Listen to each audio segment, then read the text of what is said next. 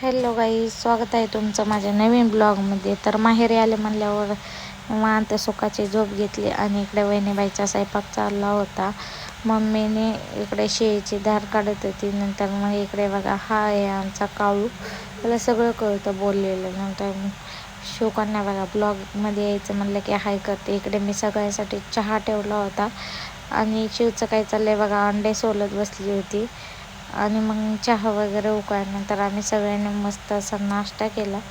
नाश्ता वगैरे करून झाल्यावरती मग कामाला चालला होता. मग त्याला टिफिन वगैरे दिला आणि तो कामाला गेला. नंतर मग मी माझं पण आवरलं आणि आम्ही रेडी झालो होतो. आम्ही रांजणगावला चाललो होतो कारण थोडंसं काम होतं. इकडे बघा, शिवला नव्हते चालवले कारण पावसाचं वातावरण होतं, त्याच्यामुळे आम्ही दोघीच गाडीवरती निघालो होतो. गेल्या पहिलं तर सोनाराच्या दुकानात गेलो, तिथे काहीतरी घ्यायचं होतं त्याच्यामुळे गेलो होतो. नंतर मग गळ्यातलं गाठायचं होतं मम्मीचं, तिथे थांबलो, गळ्यातलं वगैरे गाठून घेतले. येताना मस्त असे वडापाव घेतले आणि घरी आले तर शेवकन्याची मस्ती बघा. आणि असा होता माझा आजचा दिवस. Thanks for watching. Bye, see you.